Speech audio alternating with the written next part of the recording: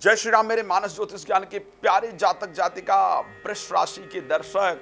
मई किस प्रकार रहेगा आपके लिए, क्या है मई में खास, कौन सा बिजनेस आपको करना चाहिए, कौन सी नौकरी की तरफ प्रयास करना चाहिए, क्या होना चाहिए क्या नहीं होना चाहिए, इन सभी विषयों पर चर्चा करूंगा। कौन से नक्षत्र क्यों अलग अलग वृष राशि के जीवन में, वृष राशि की जातक जातिका के जीवन में अलग अलग प्रकार की घटनाएं घटती हैं, इस पर मैं चर्चा करूंगा। लेकिन उससे पहले एक बात आपको बताना चाहता हूं, वृष राशि के मेरे प्यारे जातक जातिका, यदि शिव पुराण कथा, राम कथा या भागवत कथा आप कराना चाहते हैं अपने क्षेत्र में और चाहते हैं कि उस कथा के माध्यम से आपको एस्ट्रोलॉजिकल लाभ भी प्राप्त हो, आपके जो दोष हैं वो भी जीवन के दूर हों, तो आप और मेरे द्वारा चाहते हैं कि मैं आकर आपके यहाँ कथा करूं, तो प्लीज आप मुझे संपर्क कर सकते हैं, मेरे साथ बात कर सकते हैं। चलिए, वृष राशि के लिए अगर हम बात करते हैं, वैसे तो देवगुरु बृहस्पति आपके राशि में गोचर करने आ रहे हैं।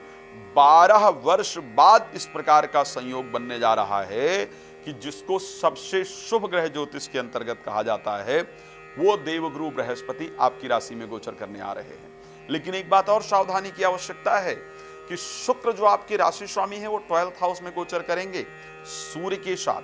क्या प्रभाव इनका होगा, तो आखिर वृष राशि बनती किस से है और क्या क्या परिवर्तन होता है वृष राशि के अंतर्गत। वृष राशि कृतिका नक्षत्र के 3 चरण से बनती है, जिसके स्वामी सूर्य हैं। रोहिणी नक्षत्र से बनती है, रोहिणी नक्षत्र का 4 चरण और मृगशिरा नक्षत्र का 2 चरण। कृतिका नक्षत्र के स्वामी सूर्य हैं। वृष राशि का जिनका पहले चरण के अंतर्गत जन्म होता है, उनको सरकारी क्षेत्र में बड़ा इंटरेस्ट रहता है, बड़ा आनंद आता है और उनको आईएएस, आईपीएस, एडमिनिस्ट्रेटिव जो सर्विसेज हैं या एडमिनिस्ट्रेशन में काम करने के लिए अपने आप को तैयार करना चाहिए। बिजनेस करना आपके लिए ज्यादा फायदेमंद होता है, सफल होता है, या नौकरी जो बड़े पोस्ट की नौकरी है उसमें ही सेटिस्फाई फील करते हैं। अच्छा, क्या करना चाहिए बिजनेस की अगर बात करते हैं, तो ऐसे कंडीशन के अंदर ज्वेलरी, फर्नीचर या मेडिसिन, इससे रिलेटेड व्यवसाय करने से आपको फायदा होता है। बहुत सारे व्यवसाय हैं, लेकिन डिटेल में इसमें चर्चा नहीं कर पाऊंगा, समय थोड़ा है।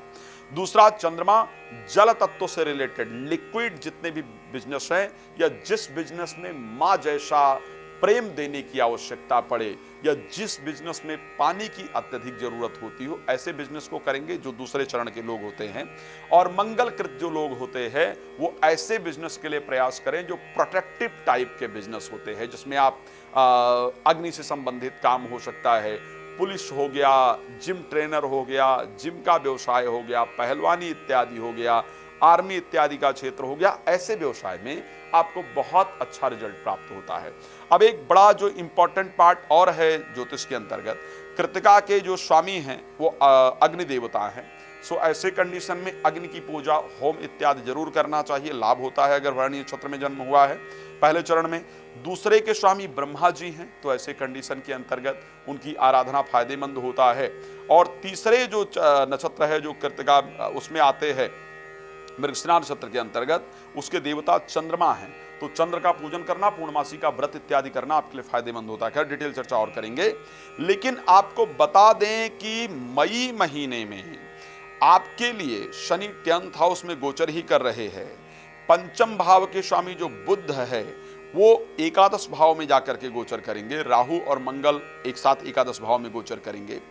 बृहस्पति के आपकी राशि में आ जाने के कारण, ध्यान रखिएगा, बृहस्पति के आपकी राशि में आ जाने के कारण एक बहुत पॉजिटिव रिजल्ट प्राप्त होने वाला है। यानी मान सम्मान और डिसीजन लेने की जो पावर है वो निश्चित रूप से आपकी बढ़ेगी। अगर विदेश से रिलेटेड कोई कार्य है, फॉरेन से रिलेटेड कोई कार्य रुका हुआ है, उसके लिए आप प्रयास कर रहे हैं या कर रही हैं, तो फॉरेन से रिलेटेड कार्य आपका निश्चित रूप से पूरा होगा। विदेश में घर का स्वप्न पूरा होगा, विदेश जाने का स्वप्न पूरा होगा। कोर्ट कचहरी में कोई मामला है तो उसका रिजल्ट आपके पक्ष में आएगा। इस प्रकार की परिस्थितियां आपके लिए होगी। यानी फॉरेन से रिलेटेड काम के लिए, कोर्ट कचहरी से रिलेटेड काम के लिए आपके लिए मई का महीना बहुत बेहतरीन रहेगा। कोई प्रॉपर्टी इत्यादि अगर नहीं बिक रही है तो मई महीने में निश्चित रूप से वो आपकी बिकती हुई दिख रही है।